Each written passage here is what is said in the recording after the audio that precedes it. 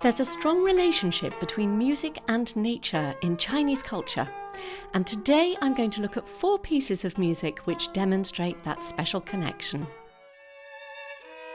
I'm Tasmin Little, violinist, recording artist and culture contributor for the China Current. Most pieces of traditional Chinese music use the 5-note pentatonic scale, which is a very simple and harmonious set of notes. Here's an example.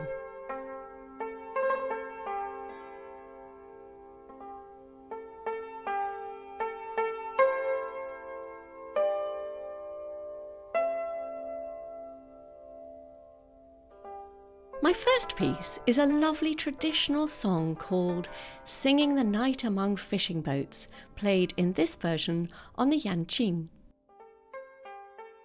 This haunting melody also works beautifully on the violin with orchestra, which allows for even more variety of interaction through different members of the ensemble. You can hear the rise and fall of the violin phrase setting the scene as the clarinet responds and echoes the melody. This musical conversation instantly promotes a feeling of unity and tranquility.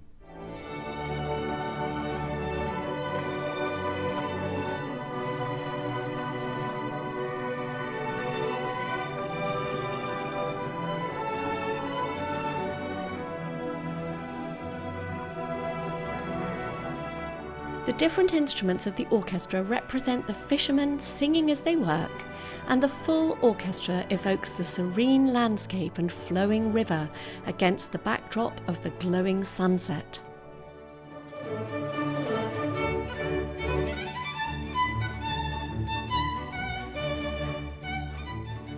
Later in the piece, as the fishermen get to work, the mood becomes more energetic, and they sing whilst filling their baskets with their catches.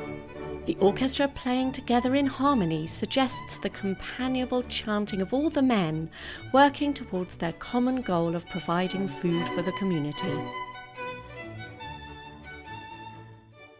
As the music calms down once more, we hear the melody one last time, played much more slowly with very little activity in the orchestra. The men are journeying home, tired but happy and satisfied with their successful evening's work.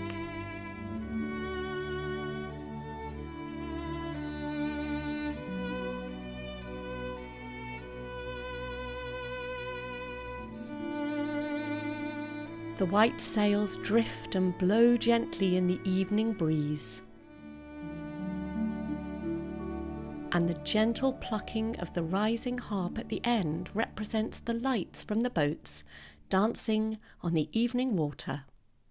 Not only does this lovely piece show the life of ordinary people united in supplying their families and community with food, but the music, without any form of dissonance or drama, gives us the sense of their contentment with their work and their affinity with the sea. Another beautiful and tranquil melody is Pastoral, composed in 1953 by Shah Han Kun and based on a folk song from the eastern part of Inner Mongolia. The lyrics of this song emphasize the tranquility of the scene. I'd like to read some of these words for you. In the blue, blue sky there are white clouds. Beneath the clouds are flocks of white sheep. These flocks look like specks of white silver spreading over the meadow. How beautiful it is! These poetic, uncomplicated phrases are echoed in the simplicity of the harmony, which stays mainly on the same chord for most of the piece. The melody, played in the different registers of the violin, emphasizes the vastness of the landscape and highlights the distance between the sheep grazing peacefully in the pastures and the clouds floating gently above them in the blue sky. In the poem, the colour white is used to connect various aspects of nature: the living flock, the ethereal clouds, and the metallic element of silver. Similarly, the harmony echoes this symbiosis, with only a few moments of great contrast and no audible dissonance.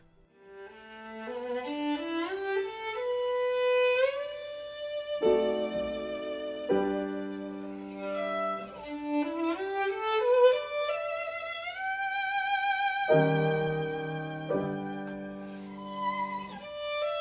the end of the piece, the music rises gradually higher in register, helping us to survey the complete pastoral scene in its glorious entirety.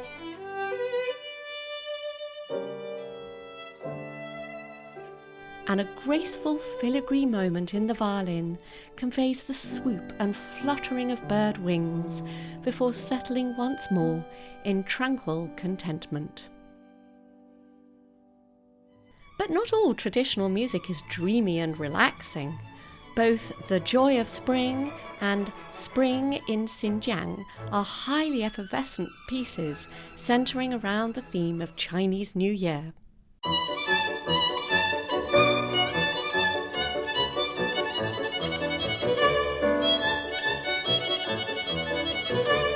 Composed in the 1950s by Mao Yuan, The Joy of Spring depicts scenes from a traditional Chinese celebration of the Lunar New Year.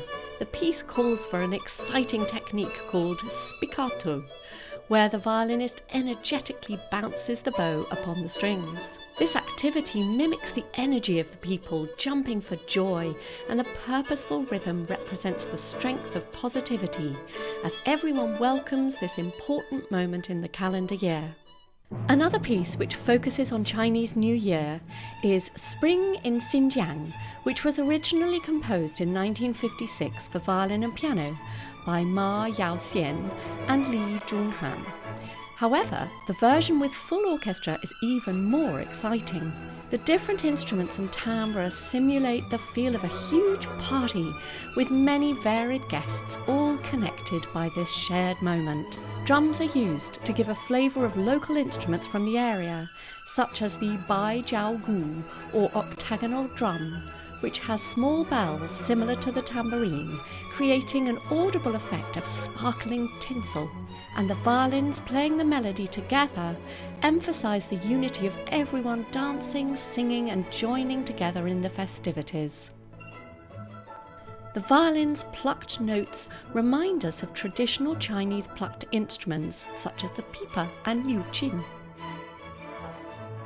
Partway through the piece, the solo violin silences the ensemble, and the virtuosic soloist suggests the host of the party welcoming everyone to the gathering.